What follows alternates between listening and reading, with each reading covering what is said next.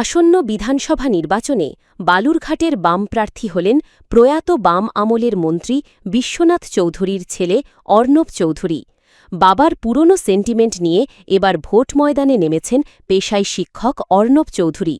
রবিবার দুপুরে সাংবাদিক সম্মেলন করে বিমান বসু প্রার্থী তালিকার নাম ঘোষণা করছেন। আমাদের বামপন্থীদের যেটা মূল দাবি সেইগুলোই বালুরঘাট কেন্দ্র নিয়েও আমার পরিকল্পনা। সেটা হচ্ছে কর্মসংস্থানের ব্যবস্থা আনা, যেটা বামফ্রন্টের অন্যতম আমাদের মূল লক্ষ্য।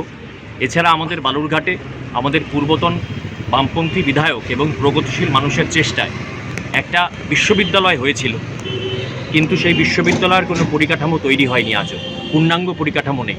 সেই বিশ্ববিদ্যালয়কে পূর্ণাঙ্গ করার আপ্রাণ চেষ্টা করব এবং তার সঙ্গে আমাদের জেলার মানুষের চিকিৎসার জন্য প্রচণ্ড হয়রানি, সুতরাং একটা মেডিকেল কলেজে আমরা দাবি জানিয়ে যাব।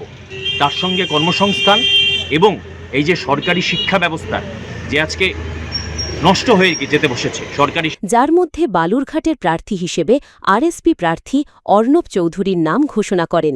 তিনি এদিকে নাম ঘোষণা করার পরই আজ বিকেলে বালুরঘাট শহরের নাট্যমন্দির এলাকায় দেওয়াল লিখন করেন বাম প্রার্থী অর্ণব চৌধুরী।